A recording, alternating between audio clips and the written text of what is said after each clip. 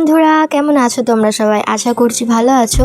তোমাদের ভালোবাসা এবং আশীর্বাদে আমিও বেশ ভালো আছি। তো বন্ধুরা, তোমাদের কাছে অনেক অনেক ক্ষমা চেয়ে নিচ্ছি ফার্স্টেই, কারণ অনেক দিন যাবতীয় আমি ভিডিও আপলোড করিনি। আমার শরীর প্রচণ্ড খারাপ ছিল। এখানে দেখতেই পাচ্ছ আমার চোখ মুখ কেমন হয়ে গেছে।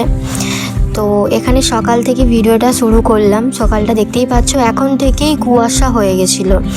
আর গরিবের ঘর, এদিকে দেখতেই পাচ্ছ টিনের চালে বাঁশ পাতা ভর্তি, কারণ এদিকে চতুর্ধারে শুধু গাছপালা। আর এই সাইডটা তো দেখতেই পাচ্ছ বাঁশ বাগান পুরোটাই। আগে অনেকটা ঘন জঙ্গল ছিল, এখন তো তবুও একটা দুটো বাড়ি হয়েছে বলে, নাহলে এই সাইডটা শুধু আমাদের বাড়ি আর পুরো চত্বরটা ফাঁকা।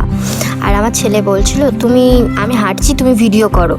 সকালের দিকে ভিডিও তেমন করতে পারি না, কারণ আমার বাবার ডিউটি যাওয়ার টাইম থাকে। তো আমার বাবা ডিউটি চলে যাওয়ার পর দেখতেই পাচ্ছ চলে গেল। তো তারপর আমি আমার ছেলেকে নিয়ে পড়াতে বসে গেলাম। ওই ছেলেটা ঘরে মোটেও পড়তে বসতে চায় না।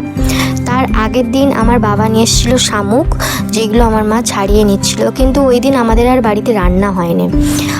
গেছিলাম জন্মদিন বাড়ি, পাশের বাড়িতেই আমার ছোট্ট বোনের জন্মদিন ছিল, তো ওখানে গিয়েছিলাম। খুব মজা হয়েছে। আমি, আমার বোন আর বাবু গেছিলো, মা বাড়িতেই ছিল।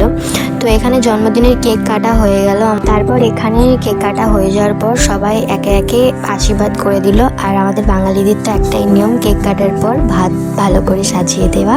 তো অনেক রকমের রান্না ছিল। এখানে আমি আশীর্বাদ করে নিলাম, যে গিফটটা নিয়ে এসেছিলাম সেই গিফটটা দিয়ে।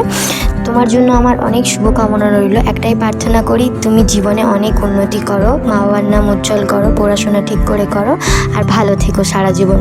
তো বন্ধুরা, ভিডিওটি আমি এখানেই এন্ড করলাম সুন্দর সুন্দর মুহূর্ত দিয়ে। আশা করছি তোমাদের ভালো লাগবে।